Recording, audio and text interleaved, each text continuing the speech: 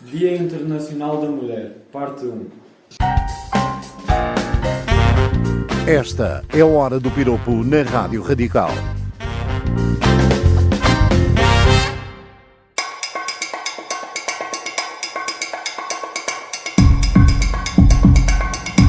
A Hora do Piropo na Rádio Radical.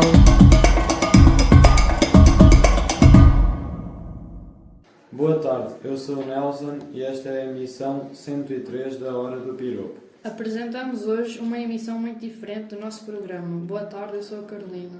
Boa tarde, eu sou o Leonor e estamos aqui na Rádio Radical. Estão a ouvir-nos em podcast no Piropó. Olá, boa tarde, eu sou o Cauã. Hoje estamos com a Rádio Radical.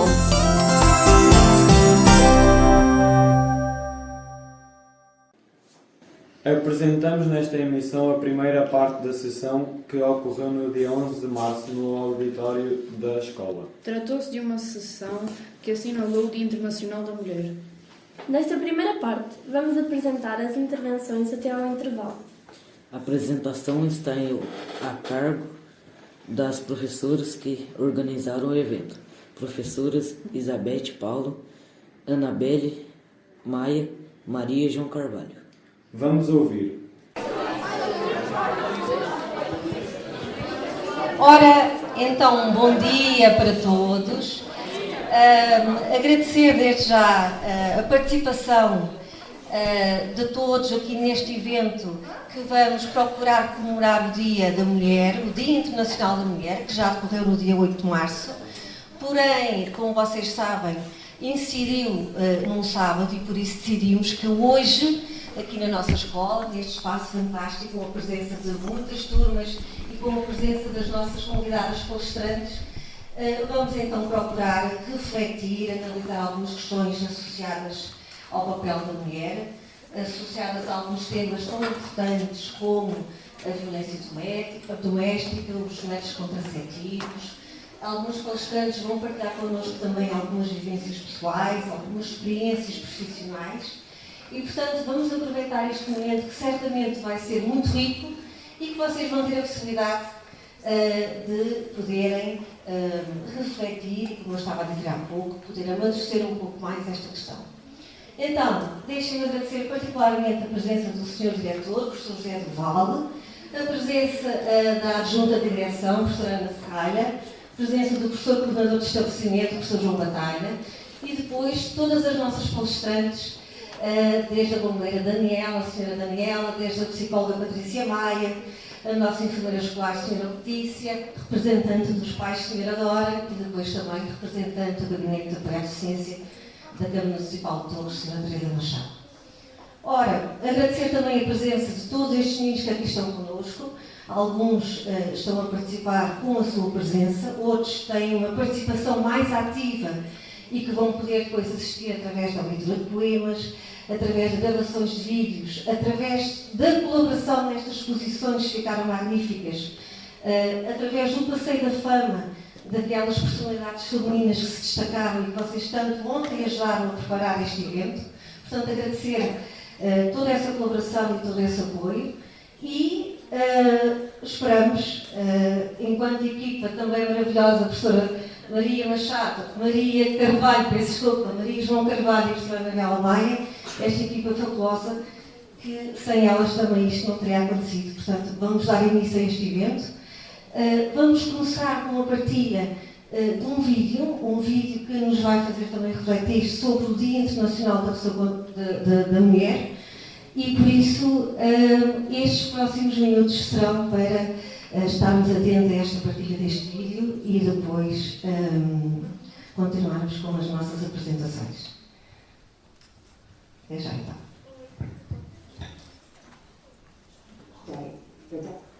So for me, to celebrate ourselves, say shout out to our mothers, sisters, daughters, aunties and best friends. International Women's Day is a day when social, economic, cultural and political achievements of women all over the world are celebrated. But how much do we really know about this special day? Throughout history, women have had to fight for the freedoms and rights that we enjoy today. This is a history of protests, strikes, imprisonment, and even loss of life as women struggled to gain equality over the years. To understand just how significant some of these breakthroughs were in different countries and how we got to where we are today, we need to rewind to over a century ago. In the 1900s, the fight for women's suffrage began to gain momentum in Britain. Women were sick of not having a political voice and having decisions being made about them without their input or control. Continuous failed attempts to achieve suffrage led Emmeline Pankhurst to form the Women's Social and Political Union in 1903. In 1908, women in America also felt the burden of inequality. So 15,000 vocal women got together to campaign for voting rights, better pay and shorter working hours by marching down the streets of New York City. This continued into the next year. In 1909, with the help of the Socialist Party of America, the very first National Women's Day was observed on February 28th, on the last Sunday of the month. This was also the year that Russia observed its first International Women's Day.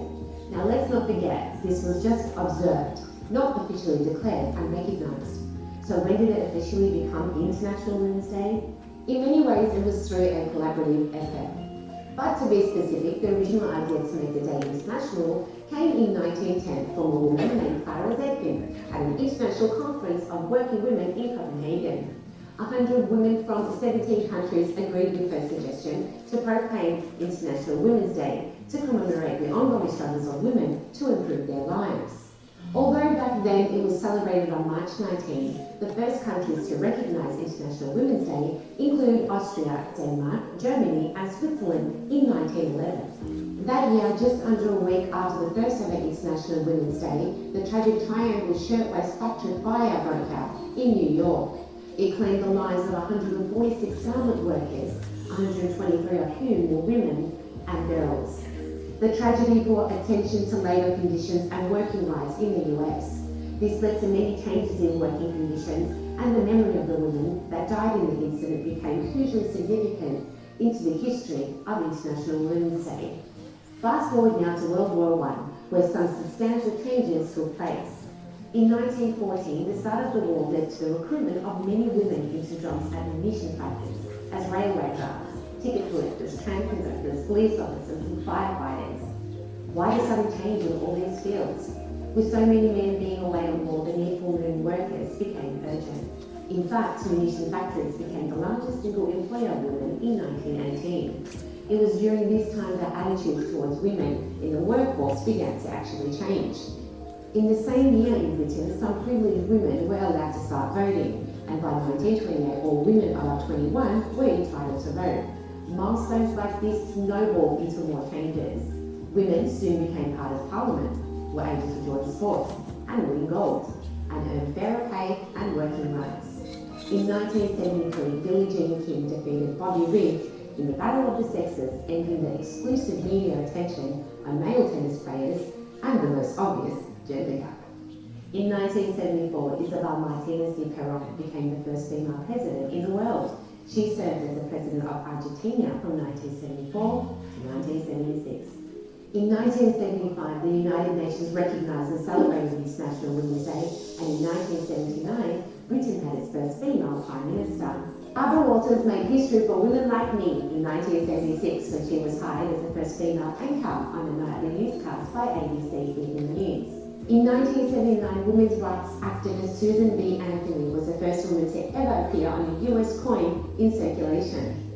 The list goes on, and now we've reached a point in time where the success of women across industry and in public life is commonplace. We are grateful, and today we salute the heroes who came before us to make these things possible. And now that you know what it took to get us here, have your views on International Women's Day changed?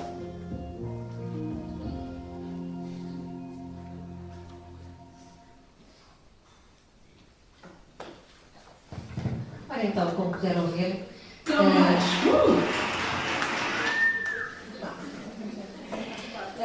ao longo deste percurso histórico, muitas foram as lutas, muitas foram as batalhas e reivindicações das mulheres para conseguirmos levar a cabo alguns direitos, para conseguirmos uma igualdade, uma equidade, uma igualdade de oportunidades. E por isso, na sequência deste vídeo e na sequência de uma outra atividade que desenvolvemos há pouco tempo na nossa escola, a propósito da comemoração do Dia de São Valentim, portanto, tivemos também a oportunidade de refletir sobre os afetos e sobre as emoções, sobre a importância de estabelecer afetos verdadeiros, afetos sinceros nas relações amorosas. A propósito deste tema, nós vamos ter então a nossa psicóloga Patrícia Maia, que irá falar sobre alguns sinais que devemos estar atentos, porque nem todas as relações, infelizmente, decorrem da melhor forma e são as mulheres, muitas vezes, grande parte, uma grande percentagem, que se tornam vítimas de algumas situações menos agradáveis. Deixem-me apresentar então a psicóloga Patrícia Maia e certamente que depois vocês vão conseguir estar atentos e vão enriquecer o vosso pensamento com a partilha que ela nos vai fazer. Então, a psicóloga Patrícia Maia é formada em Psicologia Clínica e da Saúde desde 2014 pela Faculdade de Psicologia da Universidade de Lisboa. Até 2018 exerceu a sua prática profissional junto de crianças, jovens e das respectivas famílias, em contexto de consulta clínica. Desde 2019 que exerce funções de técnica de apoio à vítima de psicologia do GIAV, Gabinete Intermunicipal de Apoio à Vítima do Centro Social Paroquial de Torres Vedras, onde intervém na problemática da violência doméstica e é responsável pelo acompanhamento psicológico e individual. Portanto, vou agora deixar a palavra à psicóloga Patrícia Maia. Muito obrigada.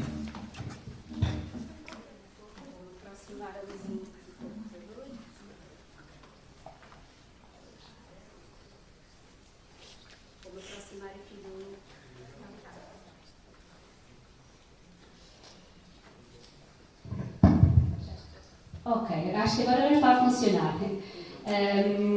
Vou-me aproximar aqui da professora Anabela e do computador para conseguir seguir a minha apresentação. Antes de mais, gostaria de agradecer aqui o convite, especialmente aqui às professoras, para estar presente convosco a celebrar este Dia Internacional da Mulher. Infelizmente, nós atualmente ainda não conseguimos falar ou celebrar este dia sem abordarmos o lado mais negro aqui das experiências e das vivências das mulheres. Há certos tipos de crime em que as mulheres são a maior percentagem das vítimas e a violência doméstica e a violência no namoro é um deles. E, portanto, trago-vos aqui uma partilha de informações para que, como a professora Elizabeth disse muito bem, todos nós e todas nós estarmos mais atentos nos sítios que frequentamos, seja na escola, seja em casa, seja noutros contextos, estarmos mais atentos a pequenos sinais ou grandes sinais e que nos fazem aqui refletir que alguma coisa não está bem com aquela pessoa na relação que ela tem ou que já teve. Portanto, passando aqui para o próximo slide, queria pedir-vos para fazermos aqui um exercício mais de imaginação. E queria que imaginássemos todos e todas uma peça de porcelana, seja um jarro, seja um prato, algo que se parta, portanto algo que à partida será mais frágil. E queria que imaginassem que têm essa peça na mão e que intencionalmente largam-na no chão. O que é que acontece? Parte-se, isso mesmo. Portanto, e transforma-se aqui numa quantidade de cacos, como mostra este exemplo de imagem que eu selecionei. Portanto, fazendo aqui uma analogia ao que acontece e àquilo que as pessoas nos descrevem, quem foi vítima, do que acontece quando vivem uma experiência de violência doméstica, é um pouco isto. Portanto, sentem-se por ação de outra pessoa, cujo objetivo até, portanto, ou o que era suposto era que aquela pessoa cuidasse, protegesse e amasse, por ação intencional dessa pessoa, sentem-se depois e que não, portanto, essa pessoa não fez, não cuidou, não protegeu, e com uma ação intencional, portanto, vários comportamentos, várias ações, fez com que aquela pessoa acabasse por se sentir quebrada. Portanto, e tornar-se aqui um conjunto de cacos que a pessoa inicialmente não consegue antever que voltará a sentir-se inteira, ou que voltará a conseguir recuperar a forma que tinha, digamos assim.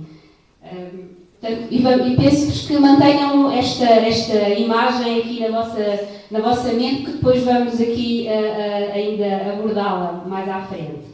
Portanto, em termos de definição, isto provavelmente não é estranho para vós, eu espero que não seja. O que é então a violência doméstica e a violência no namoro? Já todos nós e todas nós portanto, temos aqui uma ideia do que é a violência, certo? Pronto, a violência no seu contexto mais geral, não é? O que é então a violência doméstica? É um tipo específico de violência e que nós podemos pensar que é aquele tipo de violência que acontece num contexto de uma relação íntima. Portanto, não estamos a falar, portanto, de o tipo de violência que acontece entre pessoas que não se conhecem, pessoas que não têm relação. Estamos a falar, portanto, de um tipo de violência específico que acontece neste contexto de relação íntima. E o objetivo aqui, portanto, de quem exerce violência é, portanto, ter controle, ter poder e dominação sobre outra pessoa.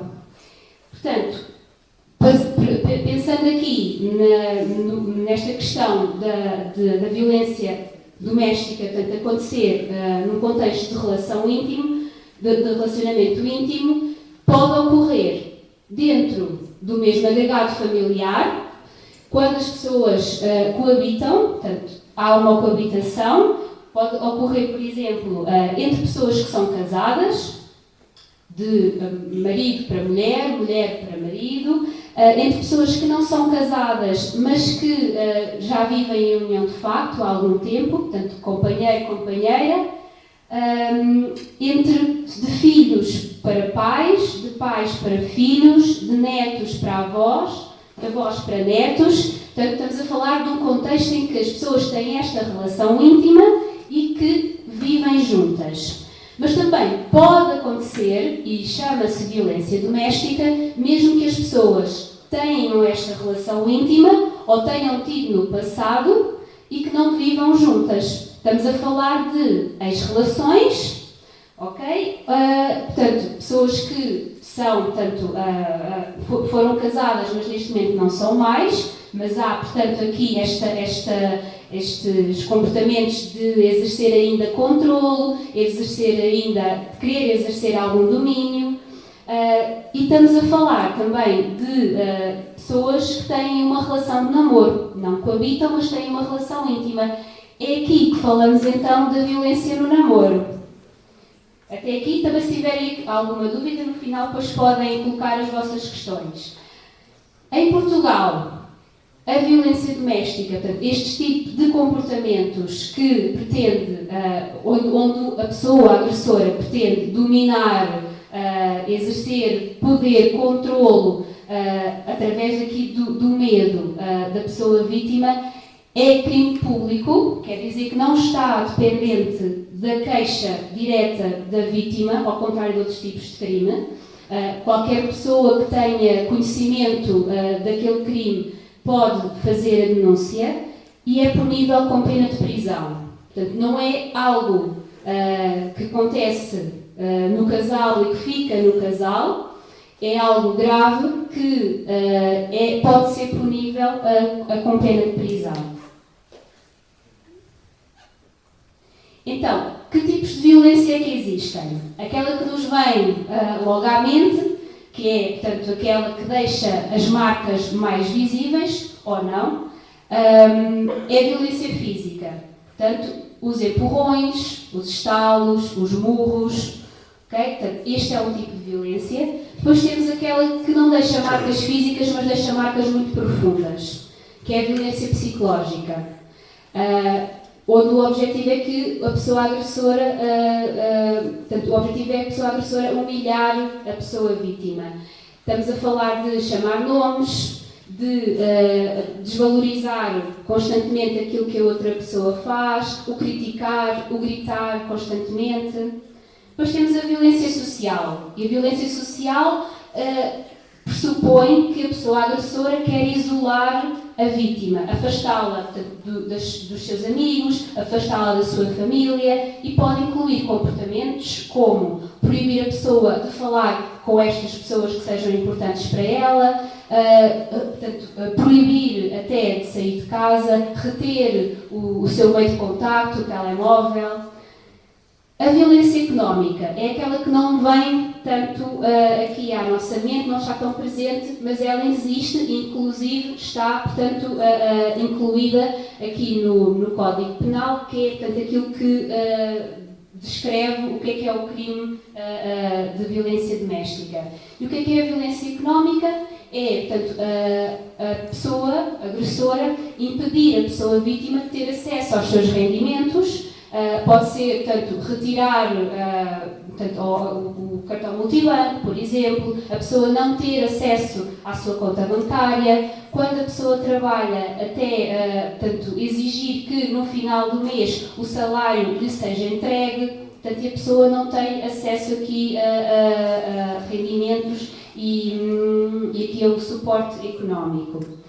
Por último, temos a violência sexual, que implica tudo o que são imposição de práticas sexuais que a pessoa vítima não consente.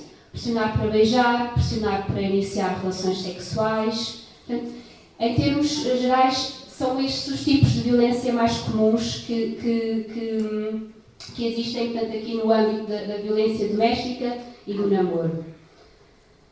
Trago-vos aqui, e gosto sempre de partilhar aqui uns dados de um estudo nacional para a violência no namoro, que é feito todos os anos por uma equipa de um projeto que é o Artemis, e gosto sempre de partilhar isto convosco para nós refletirmos. Estes resultados saíram em fevereiro de 2025, portanto já este ano, todos os anos saem, pela altura até do dia de São Valentim, em termos de dados, eles são assim um bocadinho a favor, digamos assim, assustadores. Portanto, neste caso, este estudo foi feito com 6.732 jovens, cuja média de idades era de 15 anos, portanto, a pessoa mais nova tinha 12 anos e a pessoa mais velha tinha 22. E o que é que estes estudos mostraram? Que destes jovens, deste total de jovens, 75,3% acha que um destes comportamentos que está nestas bolinhas, a cores, é normal. Ok? Portanto, 75,3% normaliza pelo menos uma destas formas de violência. Sendo que o comportamento mais normalizado, o que acham que é mais normal, que não tem mal nenhum, é aqui o comportamento de controle. Com 63,6% das pessoas que responderam a dizer que isto é algo normal. Portanto, que não é um comportamento de violência. Ok? Pode passar, professora, obrigada. Sem problema, esteja à vontade. A professora estava aqui ainda a analisar, pronto. Mas este estudo está disponível, basta até porem no Google que ele aparece, é muito interessante. Em termos dos comportamentos específicos que são mais normalizados, temos aqui, eu vejo um bocadinho mal, vou aproximar, portanto, 43,8% acham que pegar no telemóvel ou entrar nas redes sociais sem autorização é normal. Portanto, legitimam este comportamento. Okay? 35,4% acha que procurar insistentemente, aqui, portanto, o perseguir, que também é algo normal. Ok? Depois, outra componente do estudo tem a ver com aqui as experiências de vitimação e aqui o que vemos é que 66,3% dos jovens e das jovens que disseram que já tinham tido uma relação de namoro ou que têm atualmente, disseram também que já tinham sofrido pelo menos uma forma de violência. Portanto, estamos a falar de 2.978 jovens já sofreram pelo menos uma forma de violência na sua relação ou na sua ex-relação. Sendo que o comportamento aqui mais referido foi aqui o comportamento de controle. Ok? Aqui. Portanto, dos comportamentos específicos que aqui os jovens e as jovens apontaram, 32,5% diz que já foi vítima de insultos durante uma discussão ou de uma zanga. Portanto, isto são dados de fevereiro. Nós estamos em março, portanto, o estudo é feito sempre de um ano para o outro, é uma realidade muito, muito presente. Em termos aqui de consequências para a vítima de vivenciar estes comportamentos, vivenciar este tipo de relação abusiva, temos as consequências físicas, fraturas, hematomas, traumatismos. A pessoa, portanto, fica mais suscetível, até do ponto de vista, portanto, do seu organismo, a infecções, a problemas digestivos. Tem muitas queixas de dores musculares, dores de cabeça, portanto, uma tensão arterial elevada. Portanto, isto são consequências que podem ser diretas, portanto, da agressão, quando a agressão é física, mas podem ser, portanto, indiretas de uma violência psicológica. Okay? Em termos de consequências psicológicas para a vítima, temos sentimentos constantes de culpa, que aquilo que está a acontecer tem a ver com algo que ela fez, com algo que ela disse, e que portanto, só está a viver aquela situação por causa dessas mesmas suas ações ou palavras, sentimentos de impotência, de que não consegue sair daquele ciclo, sentimentos de injustiça, de raiva, de vergonha por estarem a viver uma relação abusiva, medo, tristeza, angústia, desesperança, portanto, o sentimento de que nada que elas possam fazer vai mudar a situação e que não há nada que possam fazer para que faça com que os cacos possam voltar a ser colocados no sítio. Há uma diminuição da autoestima, da autoconfiança, alterações do sono, dificuldades de atenção e concentração, dificuldades em tomar decisões e resolver problemas. Depois, em termos mais sociais, há consequências a nível do relacionamento interpessoal, portanto, as pessoas referem, na maior parte das vezes, que têm dificuldade em relacionar-se com os outros porque se isolam mais, sejam porque ainda estejam em relação e há aqui, portanto, a tentativa constante da pessoa agressora em isolar, portanto, há um isolamento face aos outros, seja porque já não estão na relação, já terminaram, mas têm esta dificuldade de relacionamento porque há uma desconfiança, há um medo de que portanto, o outro volte a fazer, portanto, a exercer algum tipo de comportamento violento para consigo. Pode haver uma diminuição da produtividade e do desempenho no seu contexto profissional ou no contexto escolar, quando falamos da violência aqui em camadas mais jovens. Há um sentimento de que não têm apoio, estão sozinhas, portanto, não são compreendidas. E há, portanto, aqui o evitamento também de pessoas e de lugares, seja porque a própria pessoa, muito relacionada aqui com o isolamento, sente vergonha ou porque a pessoa agressora impõe aqui este evitamento. Então, que sinais de alerta é que todos e todas nós podemos estar atentos nos contextos que frequentamos, que alguma coisa não está bem e que a pessoa pode estar a viver aqui uma relação abusiva? Quando a pessoa apresenta lesões físicas e que não tem aqui uma explicação muito credível para aquela lesão, e que pode ser, portanto, e aqui a justificação que dá a lesão no local que tem não faz muito sentido, portanto, pode ser aqui um sinal de alerta, por exemplo, está verão e a pessoa aparece na escola com camisolas de manga comprida, pode ser uma questão de estilo, mas pode não ser. Okay? A pessoa apresenta aqui medo, reações de medo na presença do namorado ou da namorada, ou quando o nome do namorado e da namorada é aqui mencionado.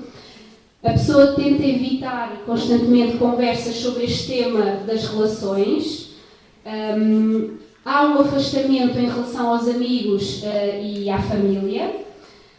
A pessoa começa, portanto, a recusar, a desinteressar-se, a praticar, portanto, a envolver-se em atividades que antes até, portanto, gostava. Por exemplo, alguém que gostava de praticar dança. Começa a namorar e, passado aqui, portanto, 2 semanas, desiste, já não quer participar. Isto também pode ser indicador de que alguma coisa não está bem nesta relação. Quando há aqui uma diminuição do rendimento escolar, que pode culminar aqui num absentismo e também aqui em fugas da escola ou então fugas de casa.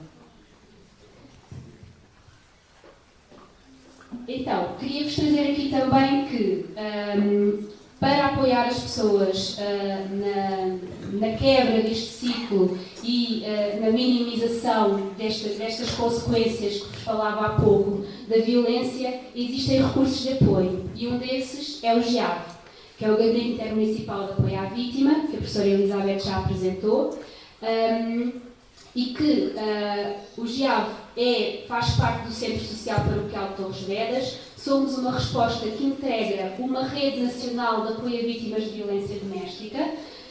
Portanto, aqui existe uma rede nacional que é constituída por estruturas de atendimento que prestam apoio às vítimas, mas também estruturas que acolhem vítimas em situações de emergência, quando a pessoa necessita, portanto, de ir para, portanto, um espaço seguro e conseguir aqui dar os passos no sentido da resolução deste problema. O que é que nós fazemos? Nós prestamos um apoio individualizado, que é adaptado àquilo que a pessoa necessita, que pode ser ao nível do apoio social, quando a pessoa precisa de ajuda na procura de emprego, na procura aqui, tanto de uma habitação, quando há dificuldades, tanto aqui ao nível alimentar, também encaminhamos para a resposta mais adequada a este nível.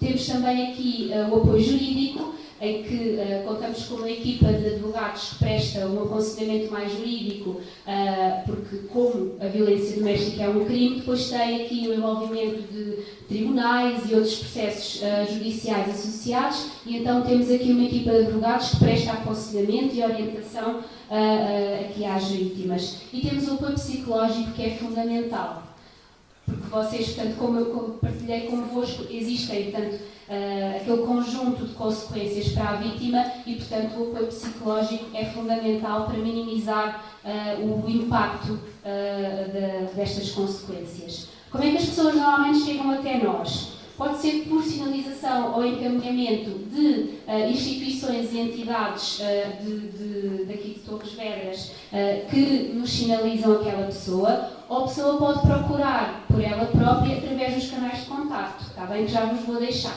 seja por telefone, seja por e-mail ou até por Facebook.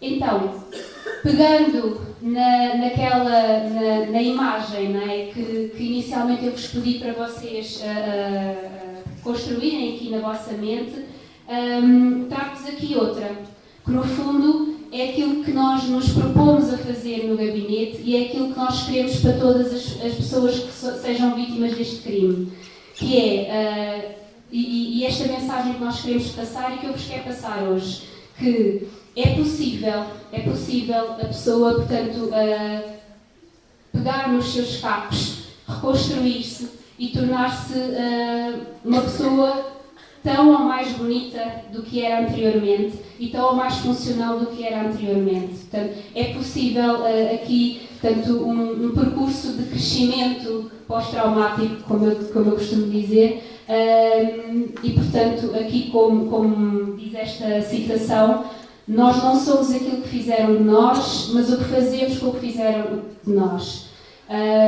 E, portanto, esta peça até não dá para ver, portanto, se calhar dá, professora Anabela. É uma técnica japonesa em que os artesãos, digamos assim, pegam nos cacos das peças partidas e colam gentilmente uma a uma, até formarem, portanto, uma peça inteira, e a cola tem ouro. Portanto, é uma técnica que se chama kintsugi e é a arte japonesa de emendar com ouro. E é isso que nós pretendemos fazer no gabinete, ajudar as pessoas a tornarem-se novamente o que elas quiserem. Deixo-vos aqui alguns contactos e recursos úteis, tanto os contactos do gabinete, contactos mais a nível de emergência e informativos, e um site da SIG, que é a entidade que gera as estruturas de apoio à vítima a nível nacional, que tem muita informação sobre aqui as questões da violência. Obrigada a todos pela vossa atenção, foi um gosto. Obrigada.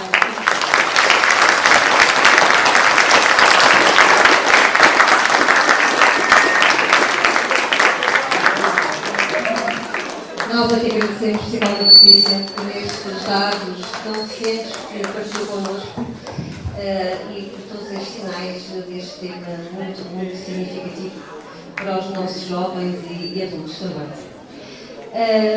Nós vamos dar continuidade então a este evento e neste momento vão poder assistir a dois vídeos. A Sra. Presidente da Câmara, a Dra. Laura Rodrigues, não pôde estar connosco por estar em reunião camarária. De qualquer das formas, ela presenteou-nos com um vídeo e é isso que vão poder assistir a seguir.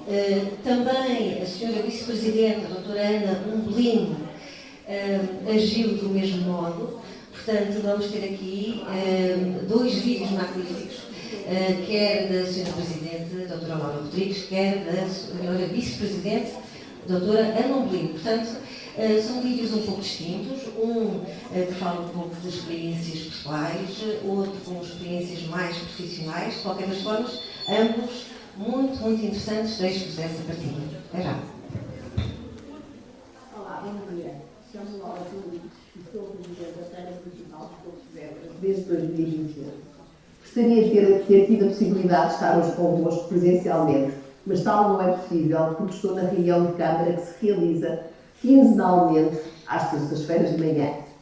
A última reunião de cada mês é pública, numa localidade de uma das nossas freguesias, e assiste e participa no início da mesma quem quiser. A próxima, no dia 25 de março, será na Freiria. Sou uma das 9% de mulheres presidentes de Câmara no nosso país. Temos 308 municípios e apenas 29 mulheres como presidentes. É verdade que a igualdade de género do nosso país já avançou muito nestes 50 anos, pós 25 de Abril. Não sei se acreditam, mas eu lembro-me do meu pai fazer uma autorização escrita permitindo à minha mãe ir ao estrangeiro visitar familiares. Era mesmo obrigatório que o marido desse autorização para a mulher sair do país. Não sou uma pessoa diferente de cada um de vós ou dos vossos pais. Tive uma infância e uma juventude de brincadeira, raietes, traquinice, mas de muita leitura. Não havia telemóveis nem computadores.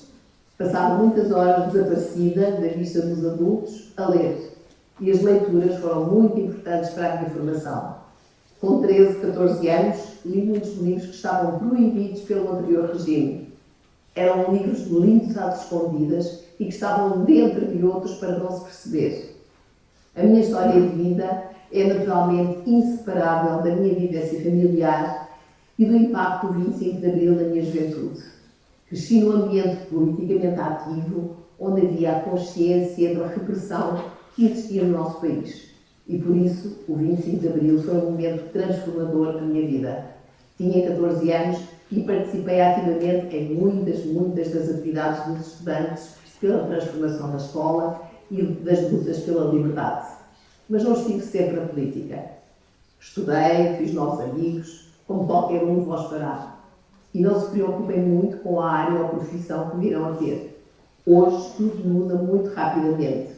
Mesmo eu, naquela altura, hesitei muito entre diferentes áreas, como a engenharia, a arquitetura, a psicologia, e depois escolhi ser engenheira agrónoma, algo mais ligado à natureza e ao ambiente, o que me atraía muito. Para trás, percebo que todas as minhas escolhas tiveram um propósito. Mesmo que tivesse seguido outro caminho, acredito que acabaria ligada ao serviço público, à atividade política. Provavelmente estaria sentada no mesmo lugar.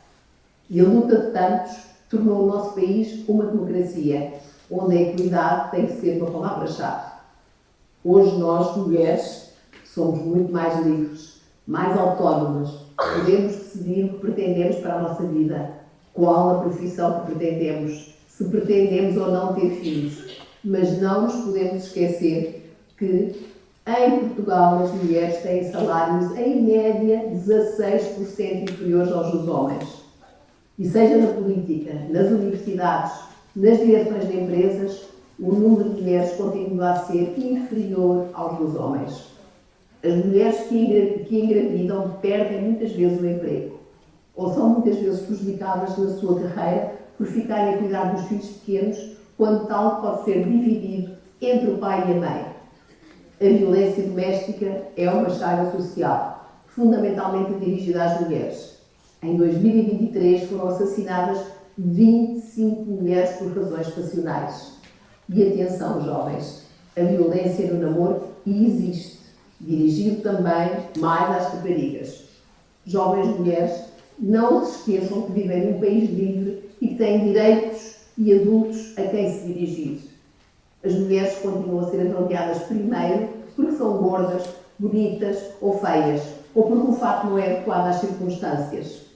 Mas alguém avalia um homem num cargo de poder desta forma? Reparem também na história e na ciência que aprendem, sobretudo na escola. Reparem quantas mulheres são referidas. Poucas, muito poucas. Talvez se lembrem da Rainha Santa Isabel pelo milagre das rosas para o Dom Luís não se zangar por ela dar comida aos pobres. Ou da Marie Curie, cientista que revolucionou o mundo da radioatividade e ganhou o Prémio Nobel 2 vezes. Mas a generalidade das mulheres não são referidas. Não porque não tivessem tido importância, mas porque foram desvalorizadas nos seus papéis e muitos dos seus feitos atribuídos a homens.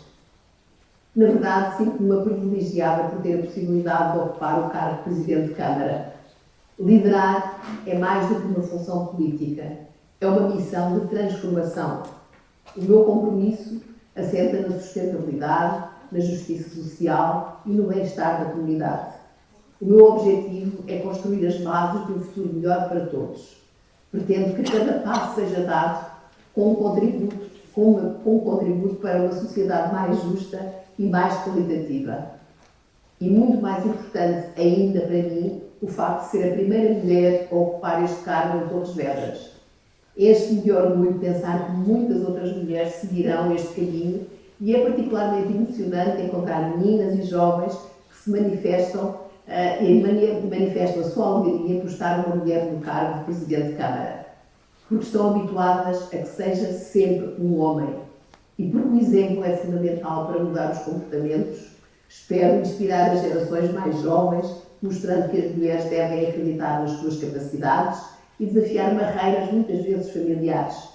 A partir de agora, será mais fácil aceitar no próximo mulher Presidente de Câmara Municipal, tenho a certeza.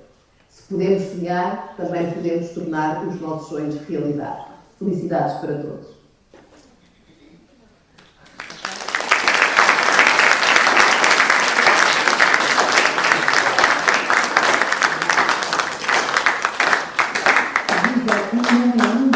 Sou vice-presidente da Câmara Municipal de Torres Vedras. Sou psicóloga de formação e apaixonada por história. E é com muito prazer que me associo aos estudantes, professores e demais membros da comunidade educativa do Laxial, na evocação do Dia Internacional da Mulher. Na impossibilidade de estar fisicamente presente, deixo-vos uma reflexão sobre a importância de continuarmos a lutar por uma sociedade mais progressista, onde todas as pessoas, independentemente da idade, do género, da origem social ou de quaisquer outras circunstâncias, características ou traços, tenham acesso aos mesmos direitos, às mesmas possibilidades de autorrealização, possam ser felizes e respeitadas por aquilo que são e lhes seja permitido contribuir para um futuro mais justo. Ser homem ou mulher, rapaz ou rapariga, não deve ditar diferenças, seja em matéria de direitos ou oportunidades, seja relativamente a deveres ou responsabilidades. O Dia Internacional da Mulher pretende justamente celebrar os direitos que as mulheres conquistaram ao longo do tempo, relembrando o árduo caminho para a igualdade e os desafios que persistem para que cada geração possa acrescentar ao património, à herança recebida, o seu próprio sonho. O direito ao voto, a igualdade salarial, a maior representação em cargos de liderança, a proteção em situações de violência física e ou psicológica, o acesso à educação, continuam causas eminentemente atuais, porque em vários pontos do globo e por vezes ainda estranhamente à nossa porta, esses direitos continuam por cumprir plenamente. E enquanto cidadãos e cidadãs, não podemos achar que tal não nos diz respeito. Diz e muito. A igualdade e a equidade que se traduz na necessidade de tratar de forma diferente o que é diferente, justamente para garantir igual acesso a direitos, expressam-se na escola, em casa, na família, no trabalho, no clube desportivo, nas mais diversas esferas da vida pública e convocam-nos a cada momento. Simone de Beauvoir terá confidenciado a uma das mais jovens ativistas do movimento de libertação das mulheres: nunca vejo nada como certo, bastará uma crise política, económica ou religiosa para que os direitos das mulheres sejam questionados. Durante toda a vida é preciso permanecer vigilante. Celebramos o ano passado os 50 anos da Revolução dos Cravos, que conferiu às mulheres inegáveis avanços em matéria de direitos e liberdades. A Constituição de 76 consagrou igualdade entre todos os cidadãos nacionais. Importa recordar que há 50 anos atrás o lugar das mulheres era o espaço doméstico, ou nas classes populares, o espaço doméstico e a dureza de trabalhos vários. A mulher casada, recorde-se, espante-se, precisava, há apenas pouco mais de 50 anos, da autorização do marido para trabalhar fora de casa. Também muitas profissões lhes estavam vedadas, apenas e tão só por serem mulheres. Não tinham acesso à magistratura judicial, ao Ministério Público, à diplomacia e às forças de segurança e militares. Só as solteiras podiam ser hospedeiras de bordo, enfermeiras ou telefonistas. As professoras primárias, se quisessem casar, precisavam da autorização do Ministério da Educação e fazer prova que o futuro marido era oriundo da mesma condição social. No caso das ditas classes populares, as mulheres trabalhavam acumulando o trabalho doméstico e dos cuidados com o trabalho agrícola, artesanal, serviços de limpeza e outras atividades como complemento à economia familiar. As mulheres desempenhavam os trabalhos mais mal pagos nas categorias profissionais consideradas socialmente inferiores, oferindo remunerações mais baixas do que os homens, mesmo que o trabalho desempenhado fosse o mesmo, só por serem mulheres. No último quartel do século XX, assistiu-se ao reforço da presença feminina em todos os níveis de escolaridade e de formação, e ao aumento da atividade das mulheres, acompanhada por uma cada vez maior intervenção do Estado, através de políticas públicas, ao nível do combate às desigualdades de género no mercado de trabalho. Porém, apesar do quadro legal o consagrar, a generalização e a crescente qualificação do trabalho feminino não foram acompanhadas por uma igualdade de remuneração entre homens e mulheres. De facto, a desigualdade salarial ainda persiste nos nossos dias e aumenta nas profissões mais bem pagas, às quais têm também menos representatividade as mulheres, apesar de disporem das necessárias qualificações para o efeito. Recorde-se ainda que apenas com a Revolução de Abril e a Constituição de 1976, o sufrágio passou a ser universal. Até então, nem todas as mulheres podiam votar. É também nessa data que o planeamento familiar e, por consequência, a contracepção feminina passa a ser um direito constitucional. A libertação da mulher começa no ventre, afirmou Simone de Beauvoir. A história da luta pela descriminalização do aborto em Portugal é longa, reivindicado desde 1975. Foram precisos 32 anos de luta e 2 referendos para ser reconhecido como direito. As jovens de hoje, acreditamos, não devem ter que lutar pelas causas que as suas avós já venceram. Celebramos no dia 8 de março um património pedra a pedra erguido pelo sacrifício e a coragem de muitos e de muitas, porque a justiça é uma causa de todos. Celebramos a consolidação de uma cultura de direitos humanos e não estamos disponíveis para retroceder. Estamos cientes que a vida concreta, o cotidiano, ainda é atravessado por muitas desigualdades de género, diferenças salariais, empregos segregados, sobrecarga de trabalho das mulheres que ainda se ocupam maioritariamente do trabalho doméstico e da prestação de cuidados, que acumulam com o trabalho assalariado, diferenças em matéria de proteção social, porque são as mulheres que mais trabalham na economia informal, sem contrato e sem direitos, com reflexo no valor das pensões de reforma.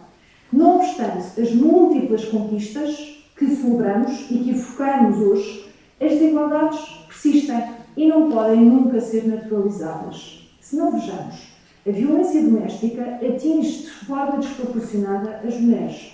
Em média, a cada 10 vítimas de violência doméstica, 8 são mulheres e 2 são homens. Os homens são, assim, a maioria dos condenados por violência doméstica e as mulheres, as principais vítimas.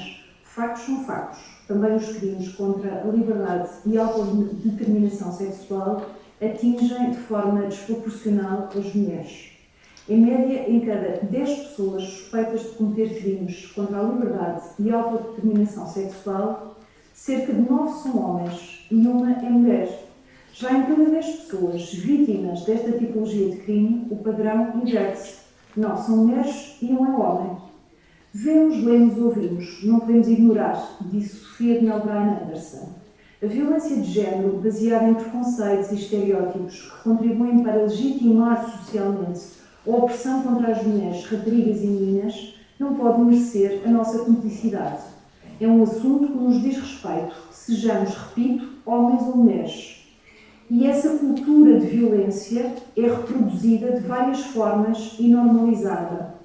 Note-se que um estudo recente de 2023 sobre violência no namoro demonstra que 67,5% não percepciona como violência no namoro pelo menos um dos seguintes comportamentos: controle, violência psicológica, violência sexual, perseguição, violência através das redes sociais e violência física.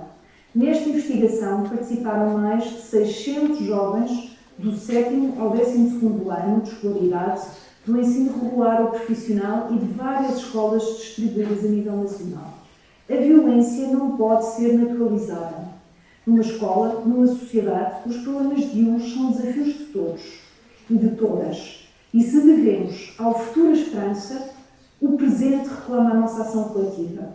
Acredito, por isso, que todos vós, alunos e alunas da Escola Básica 2-3 do Machial, serão também, através dos vossos gestos, através das vossas atitudes, através do vosso compromisso, o rosto desta mudança. Bem-ajam.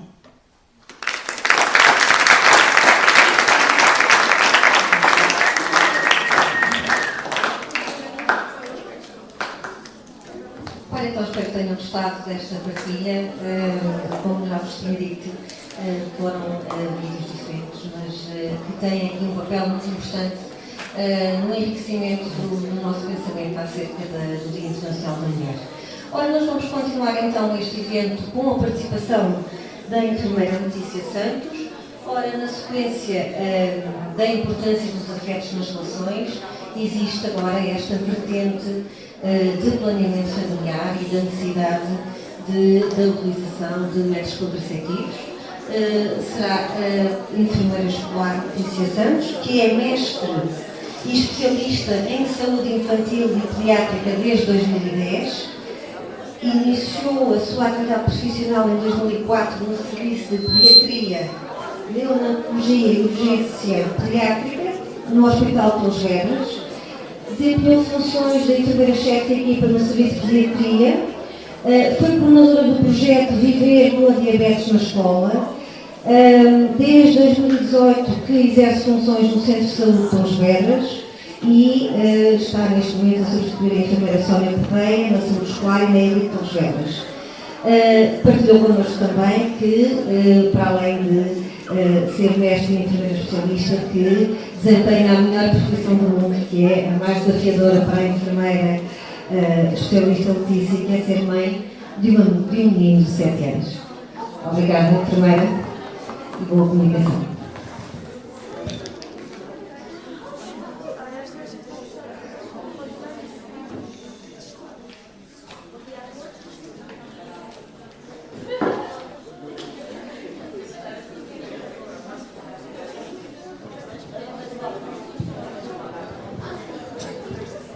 Bom dia a todos, é um prazer para mim estar aqui com vocês, comemorando este dia da mulher, que eu também como mulher, sou enfermeira, mas também sou mulher, sou mãe e gostaria de estar mais próxima de vocês, mas por compromissos profissionais não consigo, mas quero agradecer o convite à comissão organizadora desta escola pelo convite de estar aqui com vocês, é sempre um prazer, e também felicitar a direção do agrupamento de escolas por permitir a criação destes eventos juntos das escolas, com o objetivo e com a missão de criarmos escolas felizes.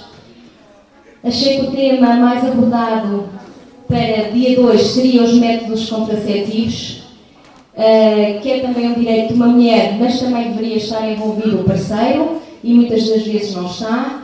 É delegada essa função na mulher, porque a mulher é que tem que tomar método contraceptivo. E temos que desmistificar isto. O casal deve estar envolvido e achei que o tema mais adequado para o dia de hoje seria jovem consciente é um jovem diferente. É um jovem diferente porquê? Porque a missão, tanto da comunidade escolar como de todas as entidades que trabalham matérias de infância e juventude, é criarmos jovens conscientes, com tomadas de decisões seguras, livres de riscos, e quando me refiro a riscos físicos, doenças sexualmente transmissíveis, riscos sociais e prevenção de muitas coisas que podem acontecer de uma decisão não segura e não adequada para a situação. Claro que vocês têm excesso de informação, ficam baralhados, muitas das vezes não recorrem aos sites adequados para obter a informação adequada sobre o que procuram, e para tudo o que for relacionado com métodos contraceptivos, eu aconselho sempre sites da Direção-Geral de Saúde. São os mais fidedignos, são os exatos, são os concretos, são os que os podem ajudar na procura da informação adequada para a situação. Além disso, muitas das vezes não se protegem corretamente por falta de informação, início de atividades precoces, além disso, número de parceiros sexuais, os riscos físicos, como eu já tinha falado, das doenças sexualmente transmissíveis, gravidezes indesejadas, riscos psicológicos, como a depressão, a não aceitação do seu corpo e, por fim, os riscos sociais, muitas das vezes, e está cada vez mais presente, a humilhação, a partilha indesejada da sexualidade e o sexting. Então, cabe-nos a nós, todos os profissionais, quer comunidade educativa, quer profissionais de saúde, quer profissionais da comunidade que trabalham em infância e juventude, empoderar-nos, ou seja, dar-nos as ferramentas para vocês tomarem decisões conscientes e seguras. Alguém conhece este boletim?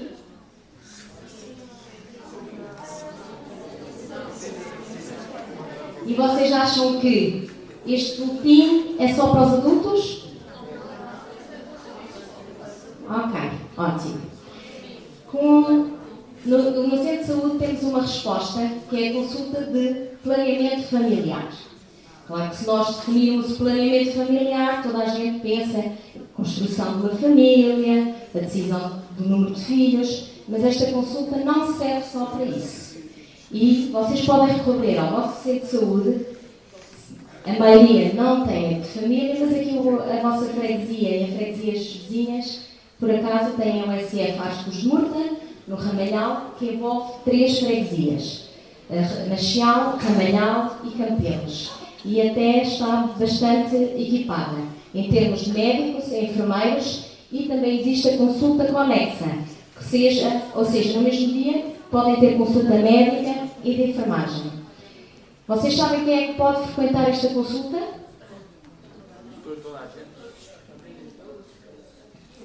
A família toda a partir de que idade? Isso é mais saúde infantil e juvenil. Esta consulta é a partir da puberdade, faz sentido, a partir dos 10 anos até à menopausa, ok? E o que é feito nesta consulta? Informa-se sobre métodos contraceptivos, esclarece dúvidas, como aceder a métodos contraceptivos gratuitos. Vocês tinham noção disso? Que nos centros de saúde existem métodos contraceptivos gratuitos? Ok. Prevenir uma gravidez não desejada, prevenir e tratar infecções sexualmente transmissíveis e planear o momento e o número de filhos, como eu já tinha dito anteriormente. Então, quem é que pode frequentar?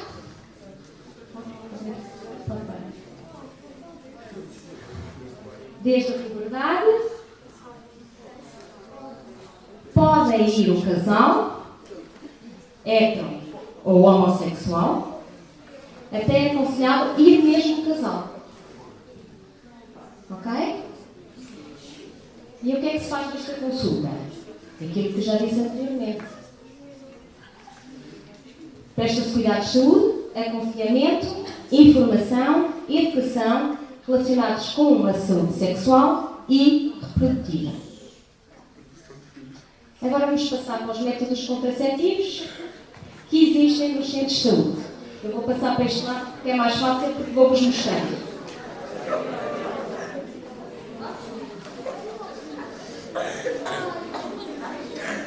A primeira, a contracepção diária, são as pílulas. Temos vários tipos de pílulas. Temos a pílula contínua e temos uma pílula que temos que fazer uma pausa de uma semana. Isto é de acordo com a situação clínica do jovem que tivermos à nossa frente.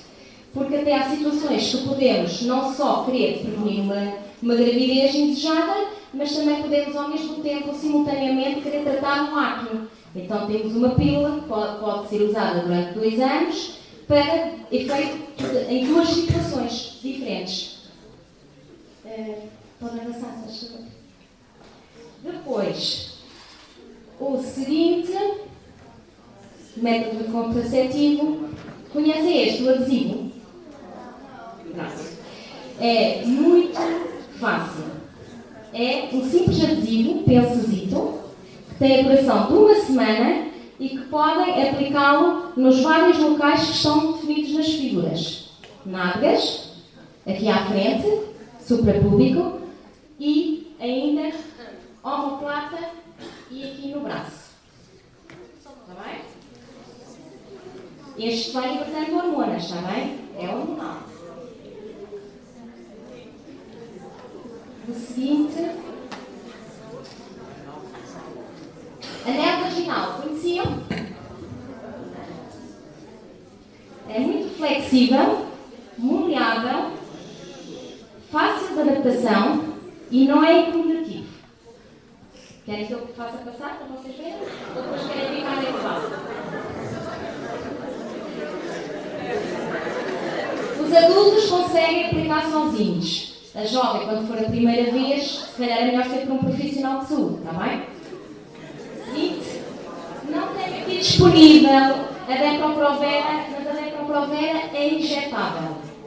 É uma injeção que se dá de 3 em 3 meses, está bem? E que também liberta hormonas, mas tem a duração de 3 meses. Esta conheciam ou não? Okay. Depois temos o implante.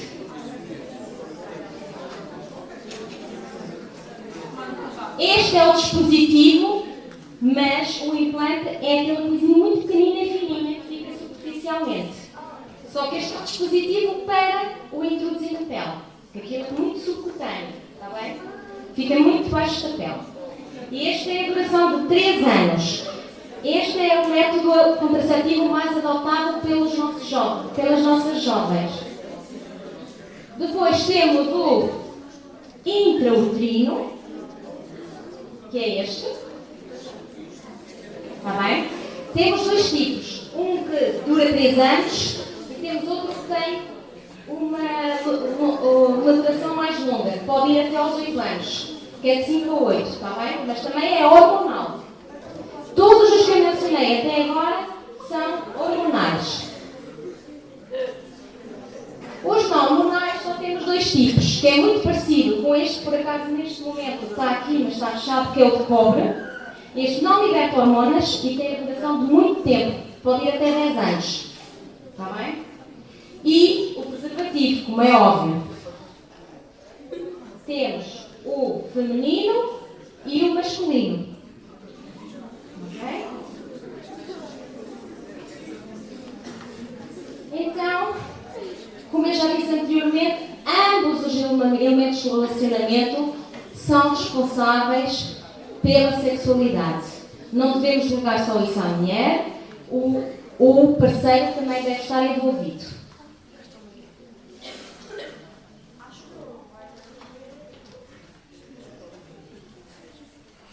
Claro que na vossa idade, o que eu vos recomendo é o que eu vos recomendo. Claro que depois a decisão final é sempre vossa. É sempre 2. E o preservativo porquê? Porque a seguir vamos falar de doenças sexualmente transmissíveis. E estas doenças são infecções que se transmitem através das relações sexuais. E, para o vosso conhecimento, algumas não têm cura. Algumas mantêm-se lá adormecidas e depois vão se manifestando às vezes. E é nisso que vocês têm que estar atentos. E o que é que vocês têm que estar atentos? Aos sinais que podem advir. Porque pode ser um parasita, pode ser um fungo, pode ser uma bactéria. E nós temos que tratar aquela situação. E às vezes há tratamentos que só os adormecem e eles periodicamente vão aparecendo. Aparecendo e desaparecem. E depois voltam a adormecer, depois voltam a acordar. Há muitos vírus e bactérias que são sexualmente transmissíveis e que não têm cura. Vão permanecer para sempre na vossa vida. Ok? Então, o que é que vocês têm que estar atentos? Às secreções vaginais, às secreções do pênis, no ânus, odores, o inchaço, comichão, dor nos genitais, feridas, úlceras, vesículas que não eram normal, devem recorrer ao vosso médico de família, está bem? Ou uma urgência de pediatria, neste caso, está bem? Então, e quando se tem a certeza de uma doença sexualmente transmissível, o que é que vocês têm que fazer? Devem informar o parceiro com quem tiveram relações. Ele até pode não se querer tratar, mas tem o direito de saber e de tomar a decisão de o fazer. Para não comprometer mais pessoas, porque senão depois é uma cadeia que nunca mais acaba. Pronto. E depois, por fim, achei que tinha que vos trazer a contracepção hormonal de emergência. E como o próprio nome indica, é só de emergência. Isto é quando existe uma relação sexual desprotegida em que há risco de gravidez não desejada. Não deve ser utilizado como método contraceptivo, como o próprio nome refere, deve ser só em caso de emergência. É eficaz, é segura, não é abortiva, não há efeitos secundários na fertilidade, mantém-se tudo igual. No entanto, não deve ser utilizado como método contraceptivo, só mesmo em situação de urgência.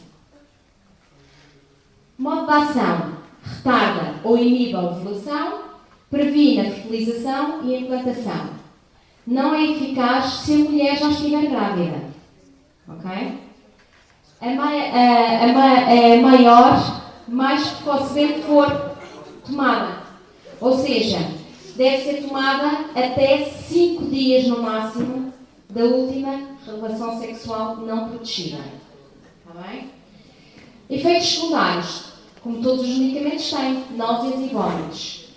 Se vomitarem no espaço de 2 horas, por isso é que traz um segundo medicamento. Têm que fazer o segundo, está bem? Não fazem só um, fazem 2. Passado 2 horas, se vomitarem no espaço de tempo. Depois também podem ter perdas de sangue, temporárias, pode alterar o ciclo menstrual ou não. Até pode continuar regular, está bem? Pode haver também uma tensão mamária, umas dores de cabeça, tonturas e fadiga, está bem? Um cansaço.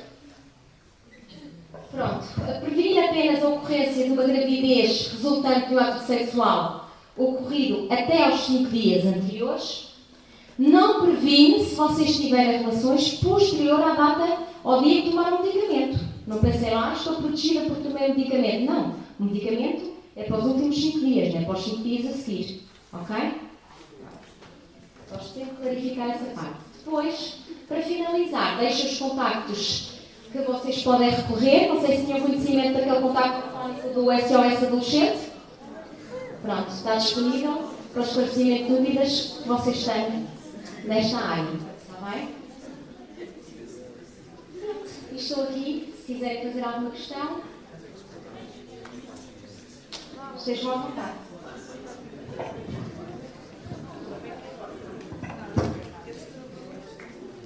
Muito obrigada, então, enfermeira Letícia Santos.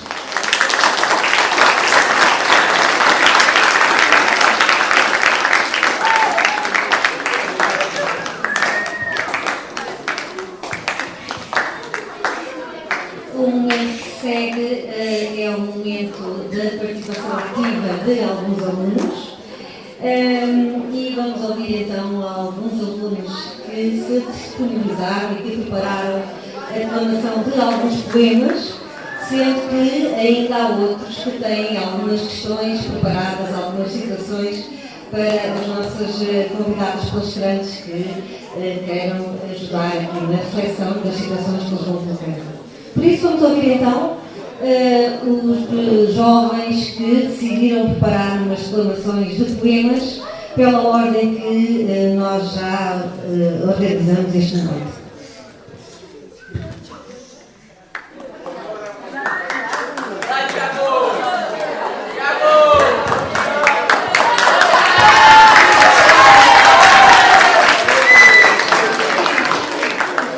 O amor é uma companhia.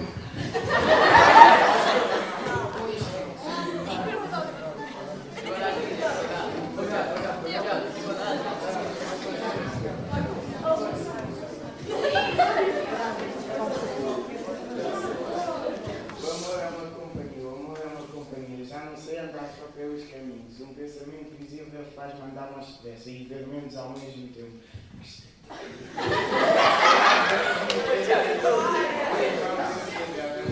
Está comigo, eu gosto tanto dela que não sei como a desejar. Se não a vejo, imagina, sou forte como as árvores altas, mas se a vejo, tremo. Não sei o que é feito e tudo sinto na ausência dela. Tudo eu sou qualquer força que me abandona. Toda a realidade olha para mim como um girassol colocado nela no meio. De Alberto Herrera.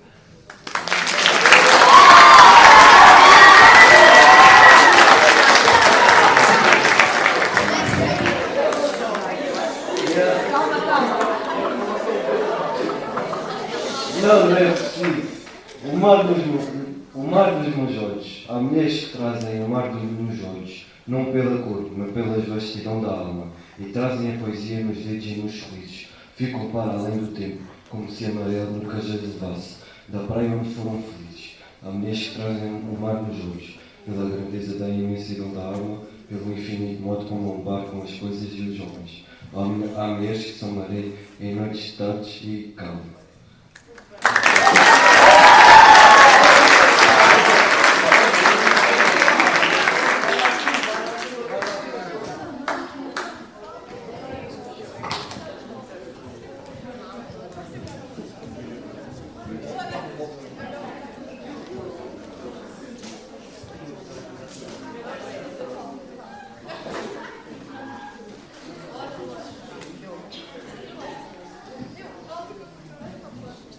Mulher, que todo dia seja dia de você ser bem tratada, que a peleja da vida lhe faça encorajada, que a ferida cicatrize e a dor seja aliviada.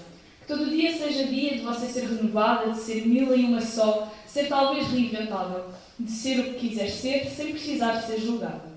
Que todo dia seja dia de você ser conquistada e ouvir palavras doces que lhe deixem embriagada e no toque mais suave ter a pele arrepiada.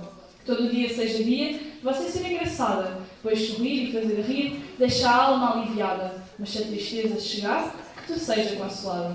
Que todo dia seja dia de sair pela calçada, de caminhar do seu jeito, discreto ou com revelada, de mini saia ou de burca, e não ser assediada. Que todo dia seja dia de você ser mais ousada, de amar quem quiser amar e por alguém ser amada. O amor é o melhor transporte para seguir essa jornada. Que todo dia seja dia de não ter a voz calada, e se alguém ousar calar, que essa voz seja elevada. Que todo dia seja dia da mulher ser respeitada.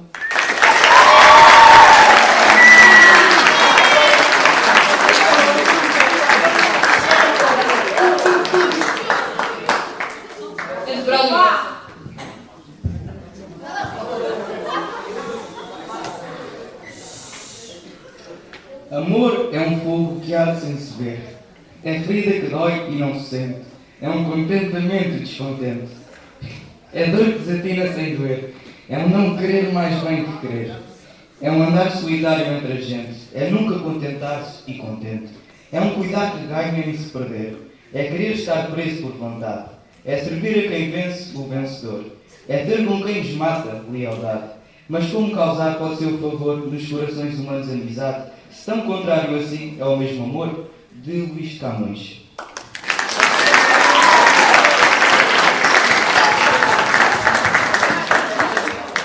Ora, muito obrigada então a estes alunos brilhantes, alunos que se voluntariaram desde o início a participar nestas reclamações, outros que foram um pouquinho mais convencidos, mas de facto estiveram muito bem. É sempre bom ouvir-vos e poderem também retribuir aqui às nossas convidadas e a estes professores que tanto lutam também pelo vosso sucesso.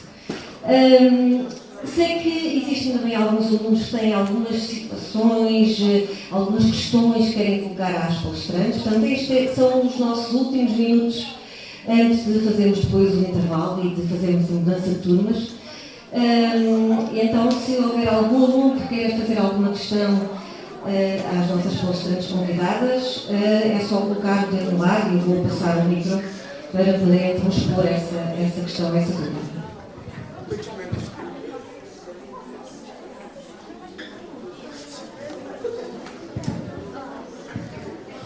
Olá, bom dia. Bom dia, bom dia. Eu tenho a situação para falar.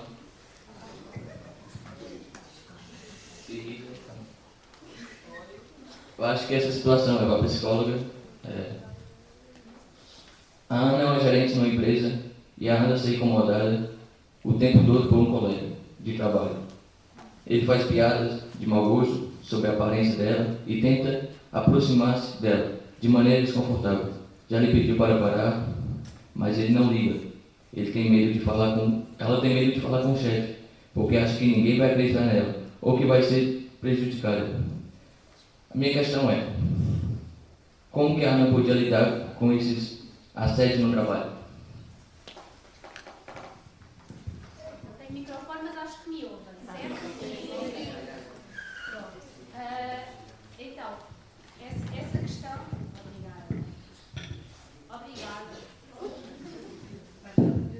Obrigada pela tua questão. A situação que estás a colocar já entra dentro do assédio no trabalho, que é um tipo de crime diferente da violência doméstica. Mas o assédio no local de trabalho, seja moral, seja sexual, é um crime.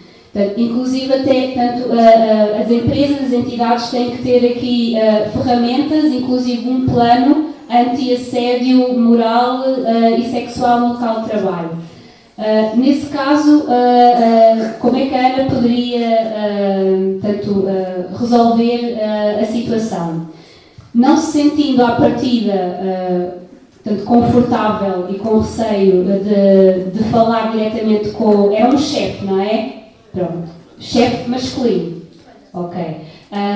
Não se sentindo à partida confortável para falar com o chefe, aquilo que poderia fazer seria aqui consultar uma entidade mais externa, como por exemplo um gabinete de apoio à vítima, um serviço mais informativo, até uma linha telefónica que providenciasse o anonimato e a confidencialidade para esclarecê-la e prestar-lhe informações sobre o que é que ela poderia seguir em termos de procedimentos e que estratégias é que ela poderia adotar. O ideal seria que depois chegasse um momento em que esta situação realmente fosse reportada, fosse ao chefe, fosse ao Departamento de Recursos Humanos, para haver aqui uma consequência uma consequência relativamente ao colega que está a perpetuar essas situações. Mas sim, portanto, aqui o que neste caso a vítima poderia fazer, não querendo recorrer logo à partida à chefia, seria procurar aqui um apoio de caráter informativo, portanto, ou até psicológico, que lhe dê essas orientações e as dicas necessárias para ela conseguir gerir a situação e resolvê-la. Portanto, é esta aqui, e é aquilo que também, no caso da violência doméstica, também dizemos, portanto, não querendo logo avançar com a denúncia de um crime, que procurem, portanto, uma ajuda de um gabinete especializado. No vosso caso, eu há pouco não referi, mas detectando aqui sinais de alerta, portanto, desviando agora do assédio moral e sexual para a questão da violência no namoro, verificando aqui os sinais de alerta que eu vos trouxe aqui, falem, portanto, com uma pessoa adulta da vossa confiança, seja, portanto, uma professora, um professor, um diretor de turma, para que exponham, portanto, as vossas preocupações e que possam ter acesso, pelo menos, à informação para conseguirem agir. O mesmo, portanto, no caso dessa vítima de assédio, pelo menos que ela sentisse que tinha aqui um apoio mais externo, porque às vezes dentro dos contextos é mais complicado e as pessoas não sentem a vergonha e a culpa, e portanto essa seria aqui a minha sugestão. Obrigado.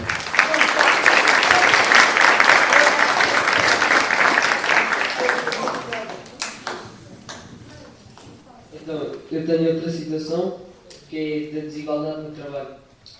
A Carla tem a mesma experiência e qualificação que os colegas homens, mas percebe que ganha menos. Quando questiona sobre a diferença, dizem que não há discriminação, mas ela não consegue perceber qual é a razão. Além disso, sendo que as mulheres têm menos oportunidades de subir na carreira e de chegar a cargos de liderança. A questão é, o que é que a Carla pode fazer para combater a desigualdade salarial no trabalho e como pode contribuir para que as mulheres tenham as mesmas oportunidades que os homens na empresa?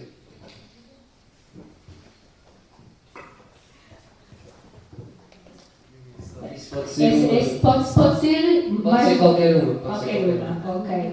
Não sei, colegas palestrantes.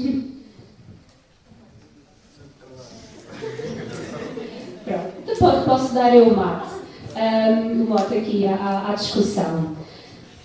Bem, essa questão necessitava aqui de uma reflexão que dava...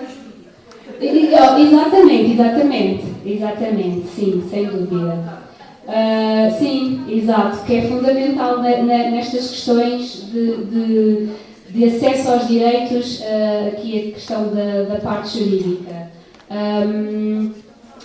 Portanto, é verdade que ainda atualmente, apesar de termos feito, portanto, até politicamente alguns esforços para a diminuição dessas desigualdades, é algo que ainda acontece, especialmente a nível salarial.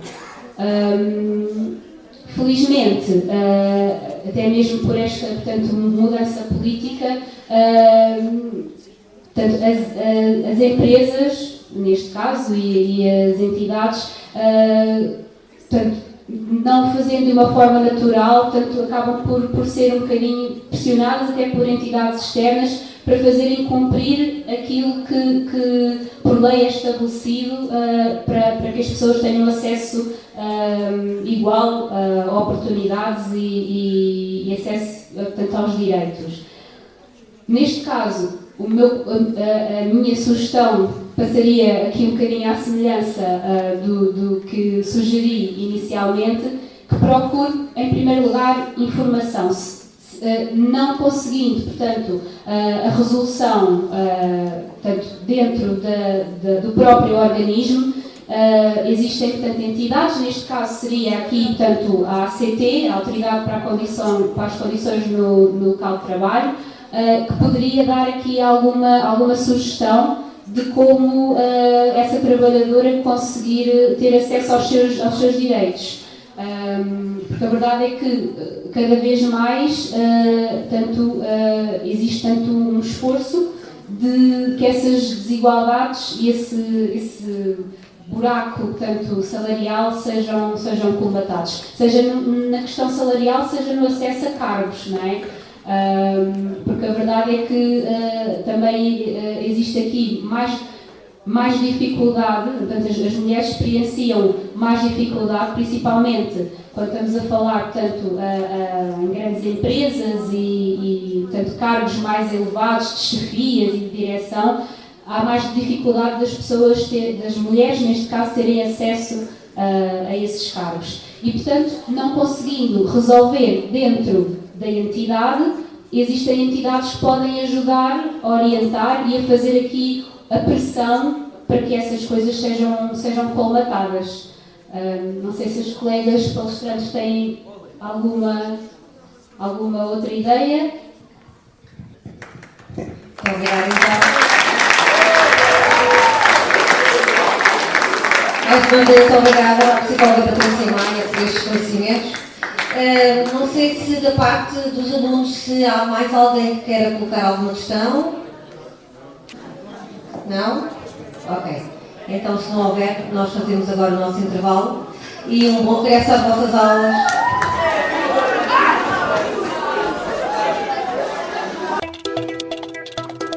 Bom dia, esta é a Rádio Radical, a rádio da vossa escola. Muito obrigada a todas as palestrantes e intervenientes. Boa tarde, eu sou a Carolina. Termina aqui a primeira parte desta emissão. Boa tarde, eu sou a Leonor. Eu sou o Cauã. Ouçam a segunda parte dessa emissão. Boa tarde a todos os ouvintes e obrigado por nos seguirem. Eu sou o Nelson.